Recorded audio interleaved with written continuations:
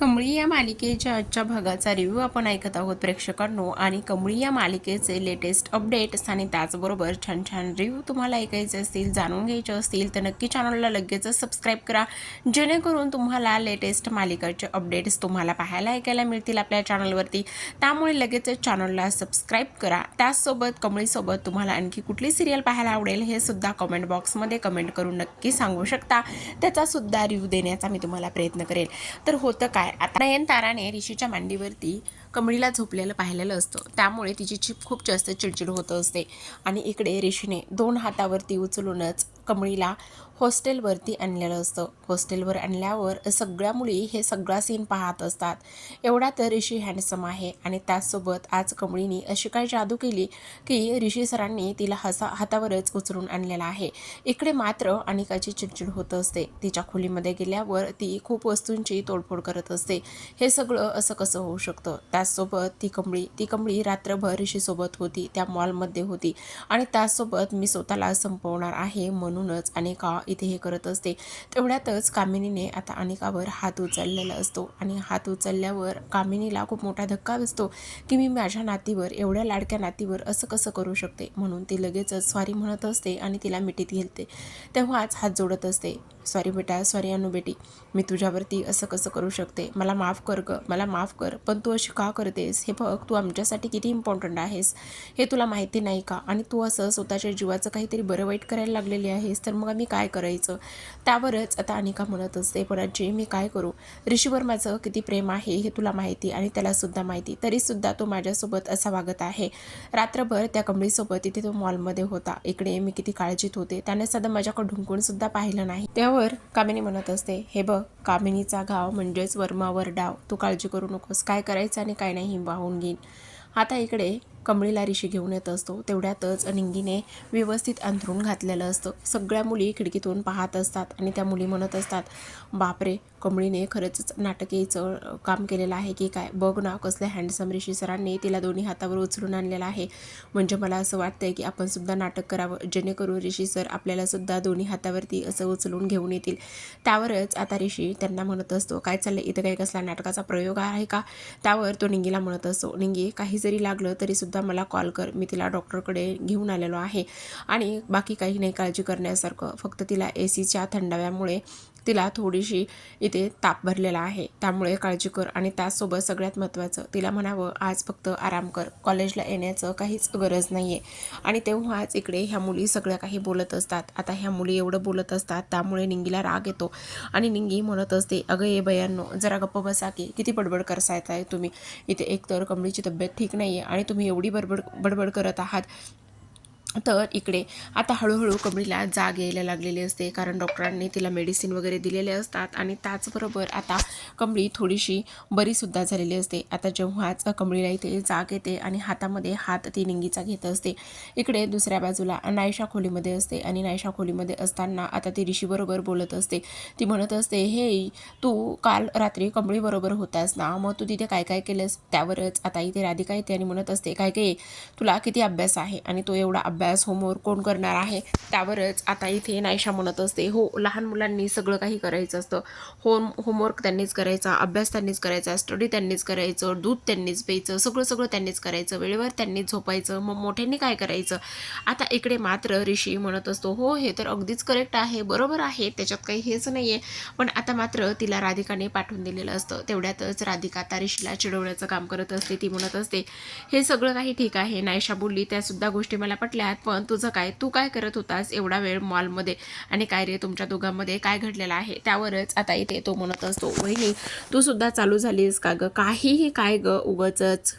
इकडे आता निंगी म्हणत असते, अगं ये बायांनो, किती बडबड करणार आहात, चला निघा. तेवढ्यातच कमळीला शुद्ध आलेली असते. आणि कमळीला शुद्ध आल्यानंतर आता कमळी म्हणत असते, खरं सांगू का ग, ऋषी सर किती चांगले आहेत ना ग. त्यावरच आता इथे निंगी म्हणत असते, काय ग, तुला त्या ऋषी सर चांगले वाटायला लागलेले आहेत. तेव्हाच ती म्हणत असते, हो ग, त्यांनी माझी काल किती मदत केली आणि त्यांनी एवढी मदत केल्यामुळे मला खरंच खूप भारी वाटलं बघ. तर आता इकडे ऋषी कॉलेजला जायला निघालेला असतो. तेवढ्यातच आता तिथे सायबा आलेला असतो. सायबा अगदीच रुक्मिणी रुक्मिणी म्हणतच डान्स करत आलेला असतो. काय केलं सांग ना, काल रात्रभर इथे मॉलमध्ये तुम्ही काय केलं, मला कळेल का? अशाच गोष्टी आता तो इथे विचारत असतो. आणि ह्या सगळ्या गोष्टी इथे विचारल्यानंतर आता इथे तो म्हणत असतो, हे सगळं तुझ्यामुळे झालेलं आहे. तूच त्या मॉलमध्ये मला सोडून गेलेला होतास ना, आणि तुझ्यामुळेच झालेले. तेव्हा मी तो म्हणत असतो, अरे हो, त्या सगळ्या गोष्टी जरी खऱ्या असल्या तरी तुझ्या एक गोष्ट लक्षात येते का? इथे तुला माहिती नाही आहे की इथे मी वहिनीला म्हटलं होतं, तेव्हा वहिनी म्हटल्या ठीक आहे चालेल जा तुम्ही म्हणून, आणि तेव्हाच मी इथे गेलेलो होतो. पण तुझ्या एक गोष्ट लक्षातच येत नाही आहे. आणि तेव्हा तो म्हणत असतो, अच्छा काय लक्षात येत नाही आहे माझ्या एक गोष्ट? पण आता इथे मात्र जी नयनतारा आहे ती हॉलमध्ये बसलेली असते. नयनतारा हॉलमध्ये बसलेली असल्यानंतर आता इथे ती खूपच जास्त चिडचिड करत असते. रोहित तिला समजावण्याचं काम करतो. रोहित म्हणत असतो, आई प्लीज नको ना गं तू एवढी चिडचिड करूस, त्याने काय होणार आहे? त्यावरच आता इथे ती म्हणत असते, का नको करू चिडचिड? चिडचिड तर होणारच आहे ना माझी. आणि त्याहूनही सगळ्यात महत्त्वाची गोष्ट म्हणजेच की तू बघितलंस ना, ती 2 वेण्यावाली मुलगी मला अजिबातच आवडत नाही आणि मला तिचा खूप राग येतो आणि म्हणूनच माझी एवढी चिडचिड होत आहे. आणि त्यासोबतच इथे हरीशी तिच्यासोबत नादी लागायला नको. सगळ्यात महत्त्वाची गोष्ट म्हणजेच की तू बघितलंस ना कशा पद्धतीने इथे तुझं आणि त्याचबरोबर इथे जी ही आहे राधिका आहे तिचं लग्न झालं, मग ऋषीने असं करायला नको. तेवढ्यातच ऋषी तिथे येतो. ऋषी तिथे आल्यावर तो म्हणत असतो, आई काय झालेलं आहे, तू एवढी डिस्टर्ब का आहे, सगळं काही ठीक तर आहे ना? त्यावरच आता इथे ती म्हणत असते, अजिबातच मला काल झालेल्या गोष्टी अजिबात आवडलेल्या नाही आहेत. त्यावरच आता इथे ती म्हणत असते, हो नाही आवडल्या, पण हे बघ तू एवढी पॅनिक होऊ नकोस, ती माझी एक स्टुडंट आहे आणि त्यामुळे तुला एवढं राग चिडचिड करण्याची काहीच गरज नाही आहे. काय गरज आहे एवढी राग आणि चिडचिड करण्याची? त्यावरच इथे ती म्हणत असते, हे बघ ऋषी, मला माहिती आहे इथे तुझ्या दादांनी कशा पद्धतीने लग्न केलेलं आहे आणि त्यासोबतच मला आता तुझ्या बाबतीत सुद्धा कुठलीही रिस्क घ्यायची नाही आहे. त्यावरच ऋषी म्हणत असतो, हे बघा असं काही एक होणार नाही आहे आणि मला कॉलेजला जायचं आहे, मी निघतो. तेव्हा तो कॉलेजला निघालेला असतो. आता कॉलेजमध्ये येऊन पोहोचल्यानंतर लगेचच कमळी आणि निंगी त्याला समोर दिसतात. कमळी आणि निंगी समोर दिसल्याबरोबरच तो त्यांच्याकडे पाहतो आणि म्हणत असतो, हे काय कमळी, तुला तर म्हटलं होतं कॉलेजला येऊ नकोस, आज आराम कर म्हणून, मग तू इथे काय करतेस आणि इथे कशासाठी आलीस? त्यावरच कमळी म्हणत असते, नाही सर मला आज खूप बरं वाटतंय आणि मी ठीक आहे आणि मला जर मी कॉलेजला आले नसते तर माझं लेक्चर बुडलं असतं, मग अभ्यास राहिला असता म्हणून मी आलेली आहे. त्यावर तो म्हणत असतो, पण तू पूर्णपणे बरी झालेली नाही आहेस म्हणून मला असं वाटतंय की तू आता इथे आराम करायला हवा होतास. पण कमळी म्हणत असते, नाही सर कालच्या सगळ्या गोष्टीसाठी थँक्यू म्हणायचं होतं तुम्हाला, असं ती म्हणत असते. आता इकडे मात्र जी अनिका आहे, अनिका तिच्या मैत्रिणीबरोबर आलेली असते. अनिकाला एकतर कालचा खूप राग असतो, तिच्या मनामध्ये खूप सारे विचार इथे सुरू असतात. ती म्हणत असते, नाही काही जरी झालं तरी सुद्धा त्या कमळीला माझ्या ऋषीने असं हातावरती उचलून घेतलेलं आहे ना, मग आता बघ त्याच हाताला म्हणजेच त्या कमळीला इथे शिक्षा मिळायलाच हवी.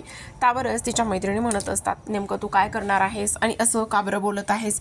त्यावरच ती म्हणत असते, तुम्ही बघाच आता मी काय करते ते, कारण आता ऋषीने तिला ह्या हातावरती उचलून घेतलं होतं ना, मग बघा आता मी काय करते. तर इकडे फ्लोअर पुसण्यासाठी एक माणूस असतो आणि तो मॉपने फ्लोअर क्लीन करण्याचं काम करत असतो. तेवढ्यातच अनिकाचं लक्ष त्याच्याकडे जाते आणि मग म्हणत असते, बघ आता माझा कमाल कसा होतोय तो. आणि तेव्हाच ती तिच्या मैत्रिणीसोबत मिळूनच हा सगळा काही प्लॅन इथे बनवते. आता लगेचच इकडे अनिका ऋषीकडे जाते आणि ऋषी दिसल्याबरोबरच, हे ऋष कसा आहेस तू, काय रे तुझं डोकं दुखतंय का खूप? तेव्हा तो म्हणत असतो, नाही नाही माझं का डोकं दुखत असेल?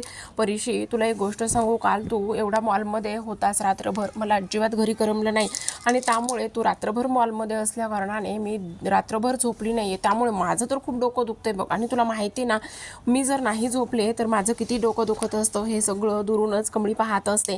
त्यावरच ती म्हणत असते, ऋषी एक गोष्ट सांगू का तुला, मला ना अजिबातच झोप नाही आली आणि मला तुझी खूप जास्त काळजी वाटत होती आणि त्याहूनही सगळ्यात महत्त्वाची गोष्ट बघ ना, मला किती तापसुद्धा आलेला आहे, असं म्हणूनच मला प्लीज क्लासपर्यंत तू नेऊन सोडशील का ऋषी, असं इथे ती म्हणत असते. त्यावरच ऋषी म्हणत असतो, हे बाजूला हो प्लीज, काही नको आहे, जा तुझ्या क्लासमध्ये.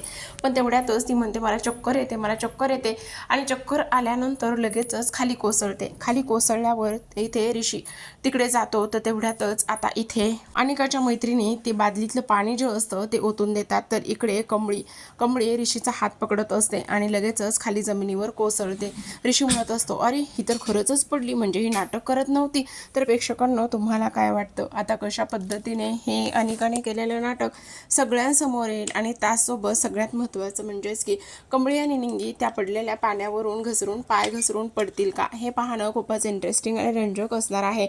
तर पाहत रहा कमळी आणि त्यासोबत चॅनलला नक्की सबस्क्राईब करा. धन्यवाद.